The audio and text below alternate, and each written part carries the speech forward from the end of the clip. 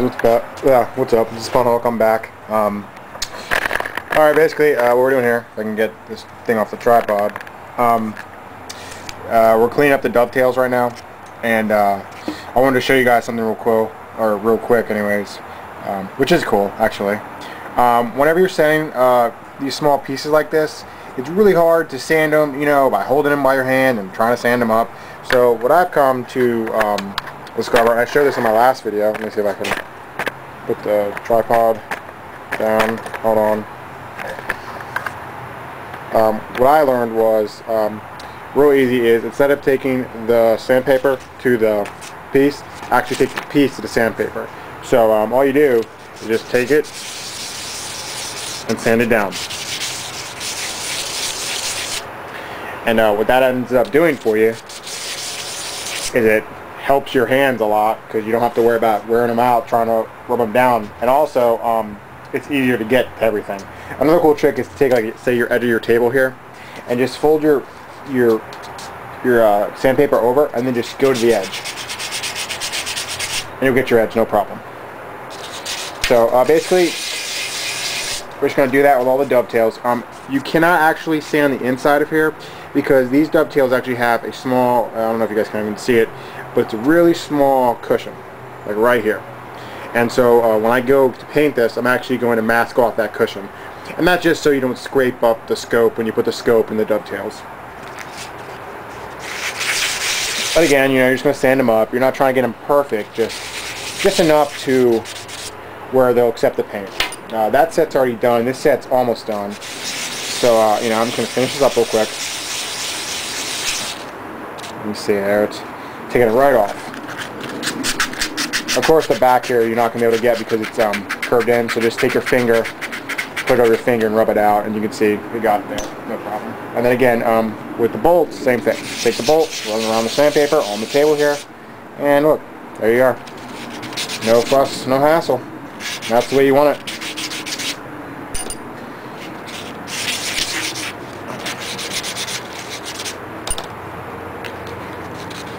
And again, I'm not actually doing the actual threading on the screws, and the reason because of that is these threads aren't going to be seen. So once they're screwed and put back into the dovetails, no one will see them. So there's no reason to actually take time to sand them down and paint them when no one's going to see them, and they're not going to even be, you know, noticed by anyone.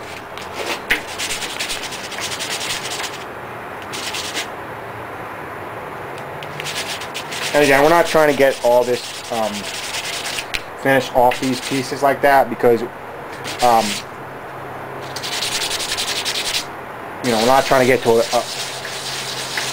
a place where, you know, we have to have all the finish off. We just want it to be rough so it'll accept the paint.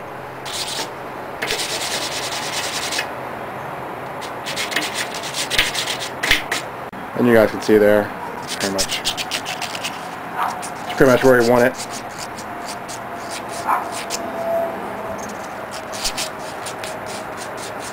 Just enough so it'll accept the paint.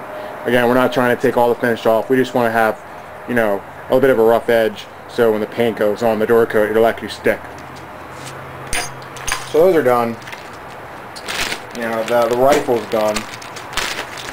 So all we have left now is the box mag to go back over one more time, and then this last D-ring, or this last ring here. I do have the bolt, which I don't really want to touch with my hands because they're filthy.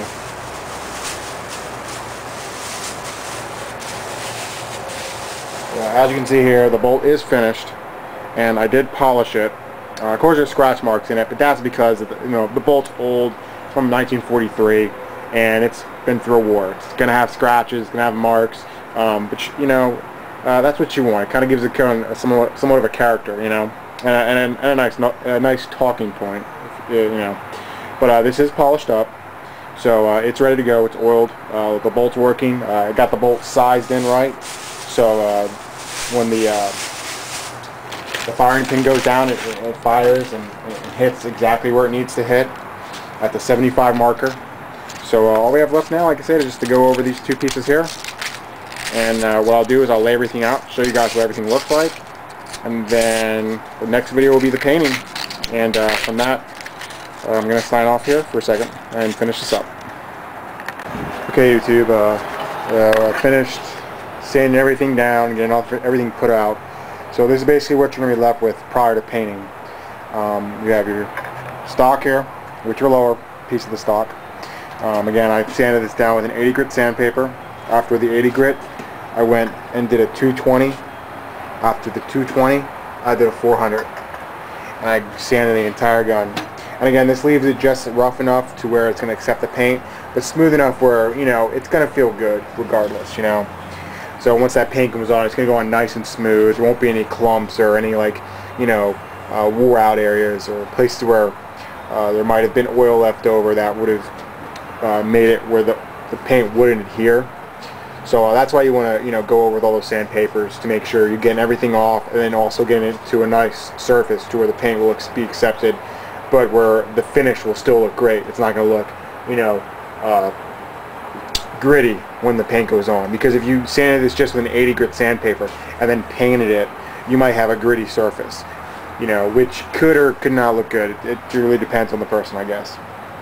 As far as all the steel parts, I sanded these down with a 400 grit sandpaper, and I also sanded them down with a 220 grit sandpaper today. So everything here is 220 and then 400 is what you want to do. Basically, you just kind of go up and down until you get the actual stainless steel to come out. Once you get that, you're good to go. I did the entire barrel minus the breech, like I explained. The reason for that is because I don't want anything to foul up the action when I go to move the bolt. So the breech will be actually masked off, and in my next video when I paint the gun, I'll actually show you guys what I'm masking off and what I'm using. So in the future, if one of you guys want to take on the same project, you know what to look for and what you kind of want to go for when you mask everything off. I did leave the sear on, but that's okay because the outer sear I don't mind about painting because it's not going to affect the gun's operation. I will, however, be detail masking the lever here, just to make sure that, you know, no paint gets in there and fouls it up. The rings, I was originally going to keep them black, but after just thinking it over and over, I'm going to paint these. So I did sand these down today with the 440 and or the 200 and the 440. And again, the reason behind that is, you know, you're going to have some of this black here still, but that's okay. You just want to scuff it up so there's a rough enough surface for the Duracoat to take. Right here you have your butt plate screws. Kind of moved off the camera. You have the butt plate screws here. And again, all I did was sand the tops. You don't have to worry about actually doing the threads because no one's going to see the threads, so they don't have to be painted. So when I paint these, I'll actually just take them on my finger and I will just spray them. Next are these are the actual bolts that actually lock the steel into the stock. And again, I did the same thing. I just sanded the tops, not the sides. And then here's the other stock ring, also sanded 200 and then 400, and that'll also be painted. And then the trigger. Originally I said I was going to leave this black, but again I changed my mind, and so I sanded this as well with the 200 and 400 grit. And then finally we have our box mag here. Oh, before I forget, here are the dovetails, and these were sanded with the same process. So I have the dovetails, I've got the butt plate screws, the steel screws, the trigger, the ring, and then here is your box mag with the spring inside still, but I'll be taking that out when I get ready to paint it because the bottom will need to get painted. But this is also as well, same process, 200 and 400 grit sandpaper, and this is what you're left with, and this is what you want, where it's just rough enough to take the paint. So again, these are all the items that are getting painted here, which is again the stock, the top of the stock, the cleaning rod, the barrel of course, the box mag, and then all the other screws that I showed. So that's basically where we're at. All that's left now is to, sorry, I'm moving the camera all around guys.